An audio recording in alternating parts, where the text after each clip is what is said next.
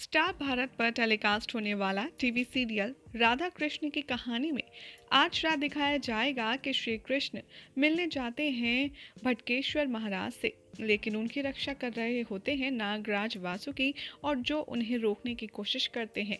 यहाँ पर बहसबाजी होती है जो आपने कल रात के एपिसोड के लास्ट में भी देखा होगा। आज रात के एपिसोड की शुरुआत वहीं से होगी, जहाँ श्री कृष्ण की और वासुकी की बहस सुनकर महाराज भटकेश्वर वहां पर आ जाएंगे और श्री कृष्ण पर गुस्सा करेंगे और कहेंगे कि मैं तुम्हें शरण में नहीं लूंगा, मैं शरण नहीं देता बल्कि मृत्यु देता हूँ।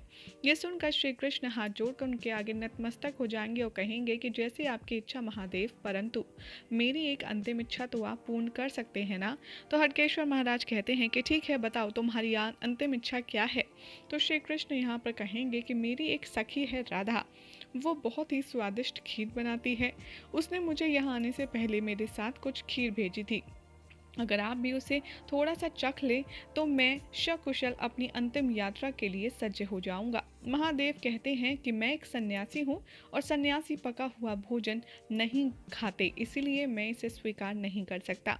श्री कृष्ण कहते हैं ठीक है, अगर आपका यही हट है तो मैं आपको बाधित कैसे कर सकता हूँ। श्री कृष्ण वहीं उनके सामने बैठकर के खीर खाने लग जाते हैं और एक पात्र में वो नागराज वासुकी के लिए भी खीर निकाल देते हैं और श्री कृष्ण अपनी खीर का आनंद उठाने लगते हैं। खीर की सुगंध इतनी तीव्र और इतनी सुगंधित और स्वादिष्ट होती है कि वासुकी उस खीर की खुशबू को सूंघने के बाद खुद को रोक नहीं पाते और वो हटकेश्वर महाराज से अनुमति लेते हैं और कहते हैं कि अगर आपकी आज्ञा हो तो क्या मैं थोड़ी सी खीर चख लूं। तो यहाँ पर हटकेश्वर महाराज कहते हैं कि तुम मेरे मित्र हो, दास नहीं। तुम्हें कुछ भी करने से पहले मुझसे आज्ञा लेने की कोई ज़रूरत नहीं है। तुम्हें खाना है तो तुम खाओ, ये तुम्हारा फैसला है।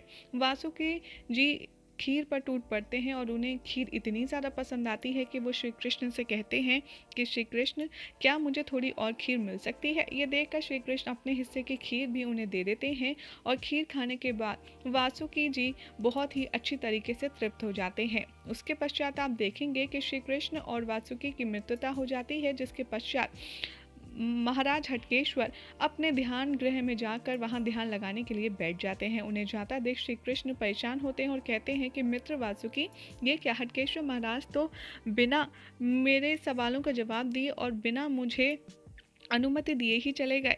यहाँ पर हटकेश्वर महाराज की तरफ से यहाँ पर कहते हैं वासुकी जी कि वो मेरे मित्र हैं और मैं उनकी रक्षा करता हूँ, इसीलिए वो अपना ध्यान करने निश्चिंत होकर चले गए हैं और वो आपको कुछ कहकर नहीं गए। इसका मतलब यही है श्री कृष्ण कि उन्होंने आपको अनुमति दे दी है, क्योंकि आप मेरे मित्र हैं और वो मेरे मित्र हैं, इसी नाते उन्होंने आपको अनुमति दे दी है।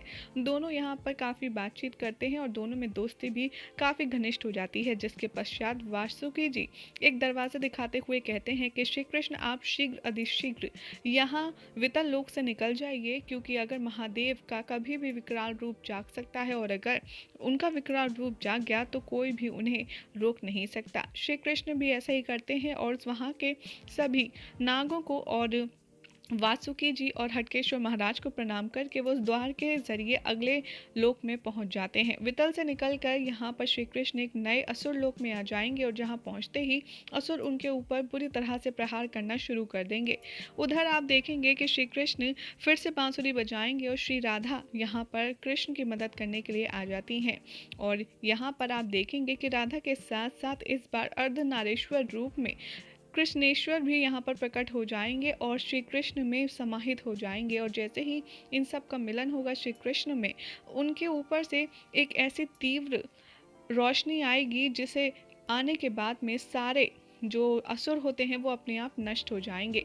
ये सब कुछ देखकर बलराम दाऊ बहुत खुश होते हैं और कहते हैं कि मैं जानता था प्रेम से बड़ी कोई शक्ति नहीं होती और मेरे कान्हा में प्रेम रंग रोग रोग में समाहित है, इसलिए मुझे अब चिंता करने की कोई आवश्यकता नहीं है। श्री कृष्ण का ये सारा रूप देखकर गुरु शुक्राचार्य बहुत ज़्यादा चिंतित हो जाएंगे और यहाँ पर शाम की भी खुशी एकदम उड़ जाएगी। शाम कहेगा कि ये सब क्या हो रहा है गुरुदेव, अगर ऐसा ही चलता रहा तो पिताश्री को हमारे पास पहुँचने में ज़रा सा भी समय नहीं लगेगा। गुरुदेव यहाँ बहुत परेशान हो जाते हैं और गुस्से में वो राजा बलि को बुलाते हैं और कहते हैं कि राजा बलि, तुम्हें और ज़्यादा योग यज्ञ करने होंगे, तुम्हें और ज़्यादा शक्तिशाली बनना होगा और पाताल लोक की शक्तियाँ बढ़ानी होंगी।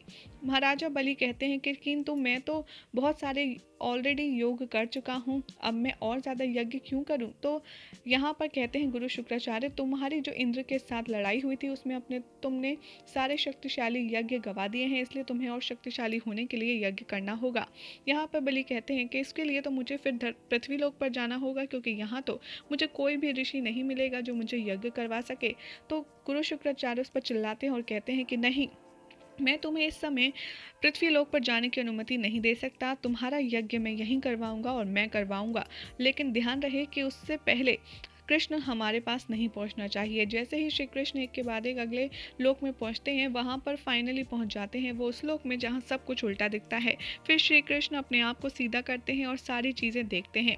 वहां पर आप देखेंगे कि तक्षक और कालिया नाग मिलकर श्री कृष्ण पर प्रहार करते हैं और इस बार श्री कृष्ण पर भारी पड़ता है तक्षक, क्योंकि नर्क में तो ऑलरेडी श्री कृष्ण की जो शक्ति है पाताल लोक में वो काफ़ी ज़्यादा क्षीण हो गई है, इसीलिए श्री कृष्ण के ऊपर तक्षक भारी पड़ता है। ये देखते हुए तभी वहाँ पर शेषनाग और नागराज वासुकी प्रकट हो जाते हैं और दोनों श्री कृष्ण की सहायता करने लगते हैं।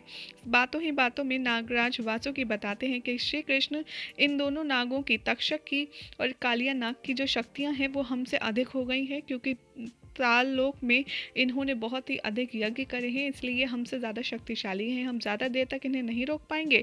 इससे पश्चात यह आप पर वार करें, आप अगले द्वार के लिए सज्ज हो जाइए। श्री कृष्ण कहते हैं अगली यात्रा प्रारंभ करने से पहले मुझे अपना तीसरा मित्र बनाना होगा, उसके लिए मुझे ध्यान में जाना होगा।